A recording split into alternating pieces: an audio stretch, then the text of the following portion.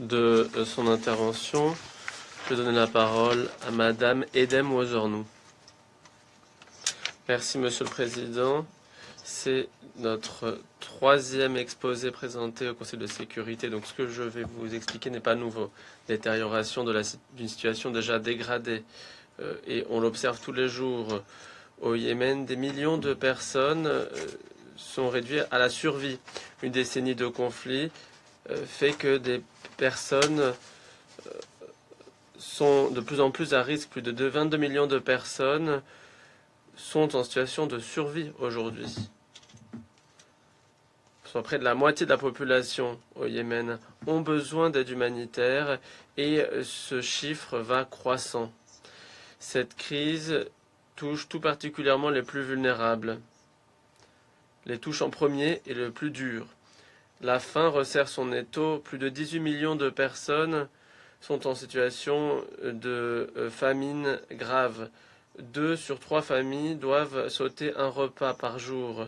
Les femmes et les enfants sont, comme d'ordinaire, les premiers et les plus touchés. Et la crise va en s'aggravant. 2,2 millions d'enfants de moins de 5 ans sont en malnutrition aiguë et 1,3 million de femmes enceintes et allaitantes connaissent des complications dangereuses pour leur vie en raison de la malnutrition. Pour trop d'enfants et de femmes, cela entraîne des dégâts irréversibles, physiques et cognitifs qui perdureront. Ça peut entraîner même un retard de croissance, voire la mort. Dans le même temps, le système de santé s'effondre. 2 installations de santé sur 5 ne fonctionnent pas complètement. Plus de 19 millions de personnes qui ont besoin de services de santé n'y ont pas accès. Des maladies pour lesquelles il y a des vaccins se répandent rapidement. Choléra, rougeole, diphtérie, qui ravagent des communautés. Ce qui fait que le Yémen est l'un des pays qui connaît l'une des pires crises au monde. Monsieur le Président, nous tâchons d'intervenir dans l'un des environnements les plus compliqués. Vous l'avez entendu de l'envoyé spécial, M. Grunberg.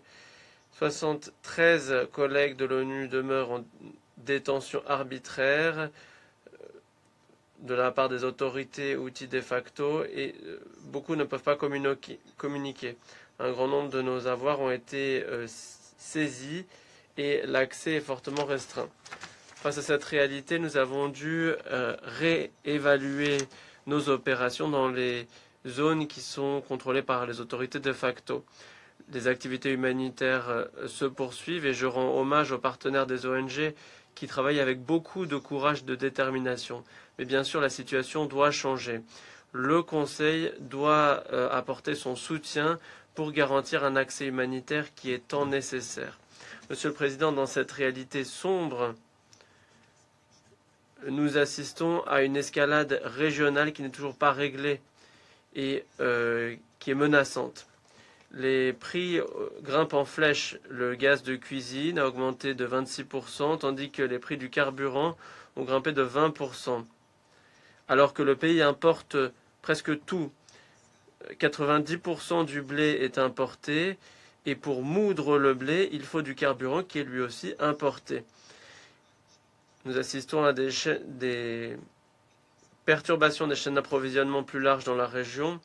Ainsi, les itinéraires d'approvisionnement sont plus coûteux, moins prévisibles, et cela ralentit la conduite des activités. Monsieur le Président, cette catastrophe ne doit pas continuer.